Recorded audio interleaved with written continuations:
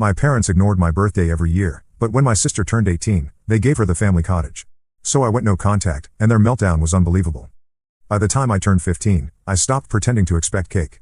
I didn't wait by the phone for calls that wouldn't come or sit at the breakfast table hoping someone remembered what day it was. I learned early that birthdays were something other people had, other families, kids in sitcoms, Hallmark commercials, even my cousins. But not me. In our house, you didn't get celebrated just for existing. At least, not if you were me. The first time I truly noticed it, I must have been around 7. I came downstairs in a paper crown I'd made myself at school, hoping, stupidly, that it might spark something in my mom's memory. She was at the stove, scraping scrambled eggs out of a pan like she was fighting with it, and my dad sat silently at the table, reading a newspaper like he did every morning, back when people still did that. I said, clear as I could, "Today's my birthday." My mom blinked like I'd said something in another language, then said, "Well, eat your eggs before they get cold." That was it. No hug. No, oh my God, I almost forgot. Not even a fake smile. Just cold eggs and a colder silence. It didn't stop me from hoping the next year or the year after.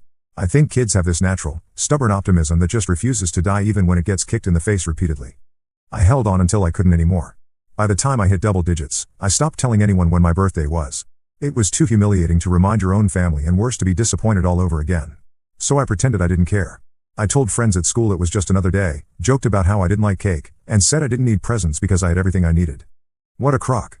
I would have killed for someone to hand me a wrapped gift, any gift, even a dollar store trinket with the wrong name spelled on the tag. I wanted a banner. I wanted someone to bake me a damn cake, even one of those dry, store-brand ones with a weird pink frosting that tastes like chemicals and regret. But what I got was silence. Every single year. Like clockwork. Meanwhile, my parents were not abusive in the traditional sense. That's important to say. They weren't monsters. They didn't hit us. They didn't scream. We had clothes and food and a roof. To any outsider, we looked like the typical middle-class family from Michigan. My mom even brought store-bought cookies to PTA meetings, and my dad once ran the grill at the church picnic like some kind of suburban war hero. But inside that house, there was a hierarchy, and I was very clearly not at the top of it. Enter my little sister, Jessica. Jessica was born when I was 9, and it was like the sky opened up and angels descended. At least, that's how my parents acted. Suddenly, there were balloons and cakes and cameras. I'd never seen so many photos taken in my life. Her first birthday was an event. Not a party, an event. Dozens of people crammed into our backyard, a clown that made balloon swords, a whole catered table with food that didn't even belong on paper plates. I stood in the corner, clutching a cupcake someone handed me like it was a bone tossed to a stray dog. I remember asking my dad that day, did I have a party like this when I was 1? And he looked confused for a second before he said, probably. Don't remember. That probably sat with me like a nail in my chest because I remember. I remember all the years with nothing. No balloons. No candles. Just my mom saying, oh, right. It's your birthday, as if I'd scheduled it to be inconvenient. I learned to shrink myself around Jessica. Not because she was mean, she wasn't. She was a kid. She didn't ask to be the favorite, and in her way, I think she tried to include me sometimes. But she grew up knowing she was wanted, and I grew up knowing I was tolerated. The worst part? I started blaming myself. That's the trick of that kind of quiet, emotional neglect. It makes you think maybe you're just not lovable. Maybe there's something wrong with you that keeps people from celebrating your existence. So you become the overachiever, the helper, the peacekeeper. I did everything I could to earn their attention. I got good grades, did the chores before they asked, kept Jessica entertained so they could have their wine and their silence, and still nothing. By the time I was in high school, I stopped even pretending. I'd get myself a cupcake from the gas station, stick a lighter in it instead of a candle, and blow it out in the parking lot behind the library. That was my celebration. I told myself it was fine, that I was independent, that I didn't need anyone. But deep down, I still wanted my mother to look at me like I was something more than background noise. I can remember one specific birthday, my 16th, where I finally cracked. They didn't say a word all day. I waited, silently begging in my head for one of them to slip up and say happy birthday even by accident. Nothing. Jessica gave me a high five in the hallway and said, I think today is your birthday. Right? Like, she wasn't sure. That night, I sat on the porch and cried until my face was numb. Then I wiped my tears, went back inside, and did the dishes. But here's the thing. That kind of neglect doesn't kill you, it hardens you. It turns your emotions into steel, your memories into fuel. I stopped crying. I started planning. Not consciously, not at first. But somewhere in the back of my mind, I knew this wasn't the kind of wound that healed. It was the kind that changed you. And then came the year my sister turned 12, and I realized I was invisible. Jessica's 12th birthday was when everything really shifted, not in the quiet, passive way things had been shifting for years, but in a sharp, visible, brutal way, like someone finally said out loud what I'd been feeling since the day she was born. My parents threw her a birthday party, of course, that was now standard protocol. I helped string up decorations in the garage, sliced watermelon in the kitchen while my mom ordered a themed cake, and kept a smile on my face that felt like holding in a scream with your teeth. The theme that year was horses. Not the cartoon kind. Actual horses. She got riding lessons booked for the summer, posters of champion thoroughbreds, even a promise of her own horse when she turned 16 from some connection my dad had made through work. I was 21 by then, and I stood off to the side, pretending to enjoy the music and the hot dogs while listening to adults repeat the same line over and over again like it was rehearsed. There she is, the princess of the house, the princess of the house, someone else would echo, ruffling her hair or giving her a hug like she'd just accomplished something extraordinary. And she'd grin like any 12-year-old would, soaking it in, not understanding the quiet implication that someone else in that house, someone standing 5 feet away, holding a platter of potato salad, had never once been called anything so fond. I was the older sibling. I was the one who knew how to unclog the bathroom sink and vacuum out the lint trap in the dryer and check the oil in my dad's car. But no one ever called me the princess, because girls don't get to be special just for existing, right? Not unless you're the right girl. The chosen one. Jessica was their little princess, and I was just help. I remember hearing my aunt say, "Jessica's really growing up. I bet she's such good company for her mom now that dad's so busy," and my mother actually beamed like it was true. Like I hadn't been the one who cooked half the meals the year she got pneumonia.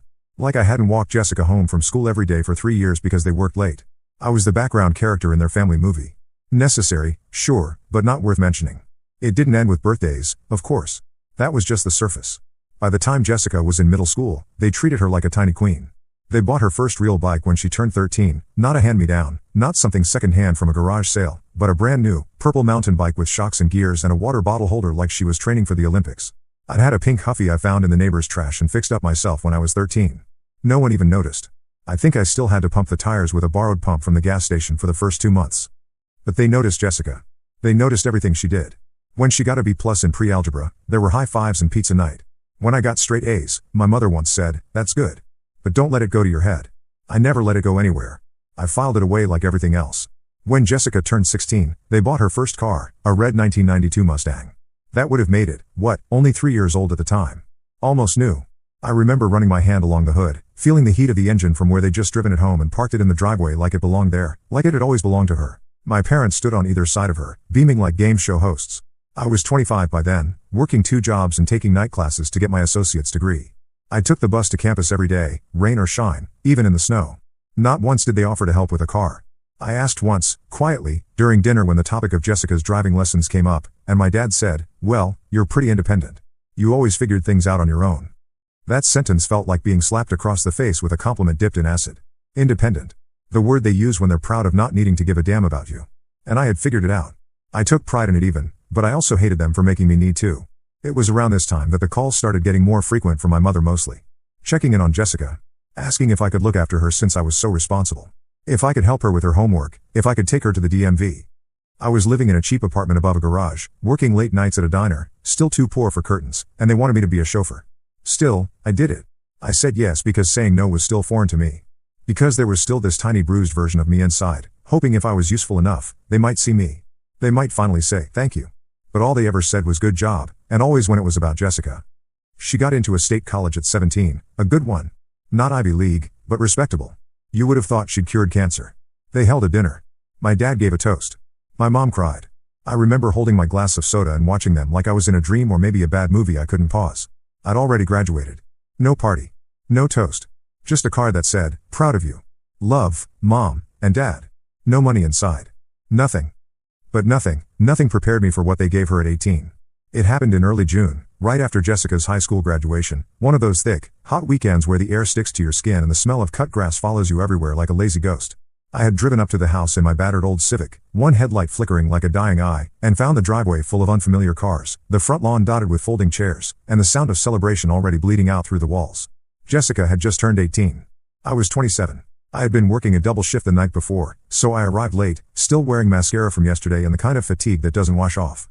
Inside, everything was bright and loud, people laughing too hard, paper plates stacked with store-bought pasta salad, an acoustic cover of Sweet Child O' Mine playing from a Bluetooth speaker like that made the event classy. My mother spotted me from the kitchen and waved like I was a guest who'd wandered into the wrong backyard. I gave her a nod and made my way through the crowd, stepping over a cooler and past some distant cousin holding a beer and talking about interest rates like he owned the economy. Jessica stood in the center of it all, grinning like a politician, arms around 2 of her friends, her cap still perched perfectly on her head like some kind of crown. I barely had time to put down my purse when my dad tapped a fork against his glass, calling everyone's attention like a man about to reveal a winning lottery ticket.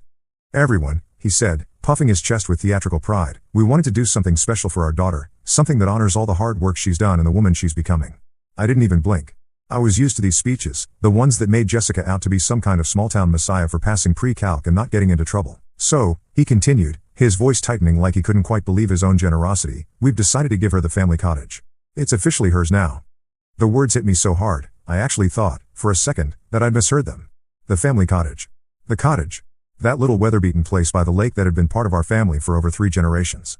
The place where I'd spent every summer of my childhood, where I learned to swim and built fires and read paperbacks on the porch until the sun slid behind the trees. The cottage with the crooked dock and the green metal canoe and the kitchen that always smelled like wood and coffee grounds.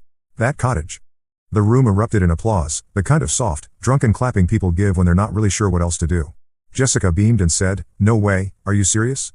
Like she hadn't known, like this was some huge surprise, but I saw the flicker of smugness in her eyes. She knew. Of course she knew. My parents don't do spontaneous. That deed had probably been signed and sealed weeks ago. I stood there, trying to remember how to breathe. No one looked at me. No one thought to look at me. Not even for a second. It was like I wasn't there, like I'd never existed inside those cottage walls, never curled up on the screened-in porch during thunderstorms, never helped repaint the fence when I was 15, sweating under the July sun while Jessica splashed in the water with her friends. I remembered fixing the broken shutter the summer after college, staying an extra week to help my dad replace the rotted trim, even though I had finals coming. I remembered cleaning out the attic one miserable weekend when my parents thought about selling it, crawling through dust and spider webs just in case they wanted to declutter. All those memories, all those hours, all that quiet love I'd poured into that place without ever being asked, and now it was hers. Like I was some family friend hearing the news for the first time. I waited, half expecting someone, anyone, to pull me aside and say, "Hey, we're giving it to her on paper, but it's still for both of you." Or, "You'll share it, of course." Or, even a simple, "We know it means a lot to you." But nothing came. Not a glance. Not a nod. My mom smiled at Jessica like she'd just been knighted by the queen. So I left the living room. I walked out onto the porch, past the hanging fern I bought for them 2 summers ago, and I stood there staring at the road, waiting for my legs to stop shaking. Something broke in me that day. Not dramatically. Not like glass. It was quieter than that, deeper, like a rope snapping deep underwater, something you don't hear until the tension's already gone and you're drifting. That night, I sat in my car for over an hour before I drove home. I didn't turn on the engine. I just sat there, staring out the windshield, the engine ticking, the world dimming around me. There was no scene. No yelling. No confrontation. I didn't want to give them the satisfaction of seeing my face crumple, of giving them anything real. What they took from me that day wasn't just a building. It was the final nail in a coffin they'd been building my whole life. The cottage wasn't just a house on a lake. It was the last piece of proof that I'd mattered at all. And they handed it to someone else like it was a damn party favor. I didn't scream. I didn't cry. I smiled. Because I knew exactly what I was going to do next. It's funny how silence can be louder than screaming, how choosing not to say a single word sometimes cuts deeper than a whole argument full of raised voices and slammed doors. I didn't storm out after the party. I didn't make a speech or throw a drink or call anyone out by name. I hugged my mother with a stiff smile and said, "Congratulations again," like I was just another guest, like none of it mattered, and then I got into my car and drove home like my hands were being held together by wire. That drive was long and quiet and thick with the kind of clarity that only comes when your heart finally hits empty and stops trying. The next morning, before the sun even came up, I sat at my kitchen table, staring at my phone for what must have been an hour before I started deleting numbers. One by one, I erased them. My parents' landline, my dad's cell, my mom's work number, Jessica's contact saved under a stupid nickname from years ago. I blocked them all before I could think twice. I deleted old voicemails too. There weren't many, but each one felt like a rock in my shoe, just enough to make walking forward impossible. The last one from my mom was from months ago, asking if I could take Jessica's graduation photos since you're good with that artsy stuff. I wasn't invited to the official shoot they paid for, by the way. That had been a professional photographer, but I guess they thought I'd be a nice backup. I changed my number by the afternoon. I walked into a tiny cell phone kiosk at the mall, told the guy behind the counter I needed a fresh start, and he didn't ask a single question. Just nodded and got to work. I think I tipped him $10 just for not making me explain myself. Then I called the bank, the post office, my boss, and a few friends who'd probably think I was being dramatic, but I didn't care. This wasn't about anyone else. This was about severing the cord that had been wrapped around my neck for nearly 3 decades. The cold cut, as I called it, clean, fast, final. But see, the thing about revenge, real, satisfying, grown-up revenge, is that it isn't loud. It doesn't come with fireworks or confessions or tearful breakdowns. It comes quietly, in paper trails and overlooked details and signatures written in long-forgotten corners of old documents. And that's where my story starts to twist. Years earlier, sometime around my 20th birthday, not that my parents noticed, I'd had a long conversation with my late grandfather's lawyer. Back then, I was helping sort through some of his paperwork after he passed away, and I'd stumbled across something strange in the files, a joint property arrangement involving the cottage. See, my grandfather had been the original owner before he passed it to my parents, and for some reason, maybe out of some unspoken guilt, maybe because I was the only grandkid who ever helped him with his taxes, he had listed me as a partial secondary title holder on the property, with the clause that I'd be added to the deed if I ever contributed financially to its upkeep. At the time, it had meant nothing. But later, when my parents started slacking on paying the property taxes, especially in those years when money got tight and my dad's job went through that weird downsizing period, I quietly stepped in. I paid the bills directly through the county website using my name, my bank info, and my own mailing address. Nobody asked questions because, honestly, the government doesn't care who pays as long as it gets paid. I never told them. Never brought it up. It was just easier to take care of it than to deal with their excuses. But what that meant legally was that I had skin in the game. And now after the big dramatic gift they gave Jessica, after the crowd clapped and the champagne corks popped and the fake smiles were exchanged, my name was still on the books. Technically, I wasn't a co-owner yet, but I was what they call an equitable stakeholder. It was the kind of boring legal detail people overlook when they're too busy patting themselves on the back for screwing someone over. So I called the same lawyer again, told him the whole story. I kept it dry and emotionless. Just facts. He didn't say much, just asked for a few documents and told me he'd make some calls. A few weeks later, I got a very polite letter in the mail confirming that, yes, based on the payment history and my grandfather's original intent, I had every right to file for partial ownership, and that if the property were ever to be sold or refinanced, my signature would be required. I didn't go shouting it from the rooftops. I didn't post about it online or text Jessica some smug message. I just waited. I knew they'd try something, they always did. And sure enough, 2 months later, I got a call from an unfamiliar number. I didn't answer, of course, but they left a voicemail. It was my dad's voice, tight and pissed and full of the usual forced calm that never fooled anyone. Hey, we're in the process of transferring some paperwork on the Lake Place, and there seems to be some confusion with the county records. If you could give us a call back, that'd be great. I didn't. I let the silence hang in the air like smoke from a bridge still burning in the distance. The next voicemail came a week later, this time from Jessica, sounding more confused than angry. Hey, I guess your name is still tied to the property somehow? I'm not really sure what's going on, but it's kind of holding things up. Can we talk? We didn't talk. Instead, I emailed the lawyer and told him to confirm everything in writing and to notify the county that I had no intention of signing anything. Not now. Not ever. I didn't want to sell. I didn't want to transfer ownership. I wanted that place to sit right where it was, like a knife in their side, a reminder that they couldn't erase me just because it was easier. They had handed my childhood memories to someone else, but I still held the keys to the lock they'd forgotten existed. And when they tried to sell it, guess who had to sign? The first voicemail came on a Sunday morning, right around the time the neighborhood was mowing their lawns and dragging garbage bins to the curb, as if the world was still functioning like nothing had burned. I had just finished making coffee, the old kind with a metal French press and a chipped ceramic mug I bought at a flea market, when my phone buzzed on the counter with a number I didn't recognize. I stared at it for a moment, letting it ring, letting the tension coil itself around my stomach like barbed wire, then let it go to voicemail without a single ounce of guilt. The message was my mother's voice, not yelling, not begging, but tight, clipped, the sound of a woman who was trying very hard to pretend she wasn't unraveling. I don't know what you're doing, she said, with that half whisper she always used when she wanted to sound like a victim, but this is causing a lot of confusion, and people are asking questions. We need to talk, okay? This isn't how family handles things. I laughed out loud when I heard it, that last part especially. This isn't how family handles things. The same people who had forgotten my birthday every year like it was some meaningless holiday, who gave away the one place in the world I ever felt truly rooted without a second thought, were now going to lecture me about family. That message was followed by 2 more, both from my dad, both angrier. The first one asked me to be reasonable. The second one just said, "You're embarrassing us," as if I had created this mess. As if decades of erasure and polite cruelty were nothing compared to the horror of them being inconvenienced. A few days later, Jessica finally broke the silence. She sent a text that started with my name, always a bad sign, and then went on to say, "I know you think you're making a point, but this is bigger than just you. We've got plans for the cottage. You've ruined everything." I read it 3 times. No apology. No question. Just that flat, accusatory tone that said everything I needed to know about what kind of woman she was becoming. I didn't respond. Not because I couldn't, but because there was nothing left to say that wouldn't set the whole forest on fire.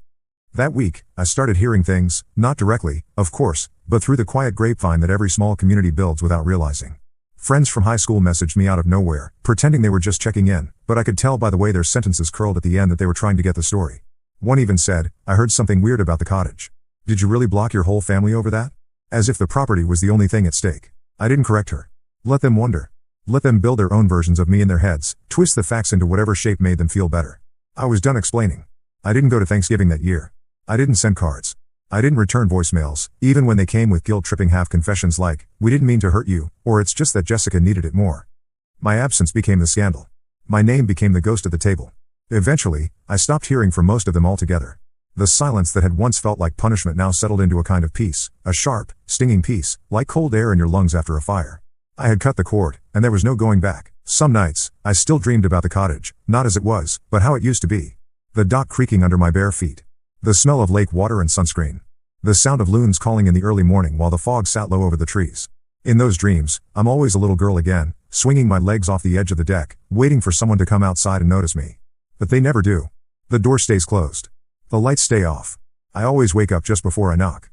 Months passed, and the call stopped. The lawyers handled the rest. My name stayed on the title. Jessica couldn't sell it. They tried to find a workaround, some quiet transfer, some loophole, but the paperwork held. Every time they tried to move forward, they hit my name like a wall, and I never had to lift a finger again. One night, almost a year later, I found myself sitting alone on the beach near my apartment. It was windy, cold enough that I had to wrap my arms around myself to keep from shivering, but I didn't mind. There was something about the sound of waves that always reminded me of who I really was underneath the noise. I stared out at the black water, let the salt air settle into my bones, and wondered, just for a moment, if any of it had been worth it. Not the silence, not the revenge, but the loss. The permanent choice I'd made to walk away and never come back. It had freed me, sure, but it had also hollowed me out in places I couldn't quite refill. When I got home, I opened the bottom drawer of my old wooden dresser, the one I never used for clothes, and pulled out a letter I hadn't touched in over 10 years. It was sealed in a plain white envelope, yellowed at the corners, addressed in my father's handwriting.